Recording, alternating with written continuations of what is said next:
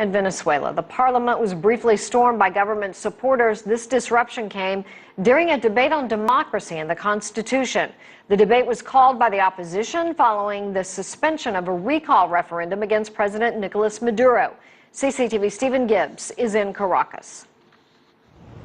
Yeah, what's happening now is an extraordinary meeting of the National Assembly of Venezuela. Since October, that assembly has been controlled by the opposition, but the government does ignore its decisions, saying it is an illegitimate institution. Now, this particular special meeting, according to its agenda, is designed to re-establish the constitution of Venezuela. The opposition here argues that President Maduro and other branches of executive power are acting against the constitution in various ways, including by ignoring the National Assembly itself, of course, but also by halting a recall referendum against President Maduro to cut short his term of office. That referendum procedure is a right granted by the Constitution, so the opposition says that the presidency has denied the Venezuelan people that right.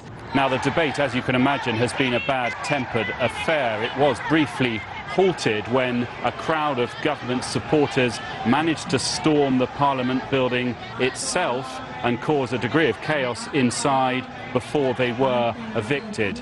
Earlier, at one point, a government supporter removed his shirt to reveal a T-shirt with an image of Hugo Chavez. He told lawmakers Chavez is watching them. An opposition parliamentarian also brought up what is Venezuela's equivalent of the birther issue, suggesting that Nicolas Maduro is not in fact Venezuelan, but he's Colombian and therefore has no right to be president, something derided by the government. Also, the opposition has mooted the idea of putting President Maduro on trial. Now, the president is not currently in Venezuela. He's in Saudi Arabia, attending, he says, to matters of state and what he says really is a more important issue, and that is trying to stabilize the global price of oil, Venezuela being an oil-producing country.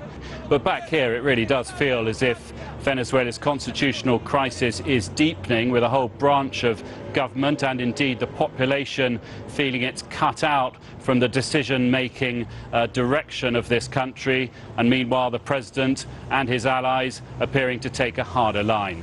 Stephen Gibbs, CCTV, Caracas.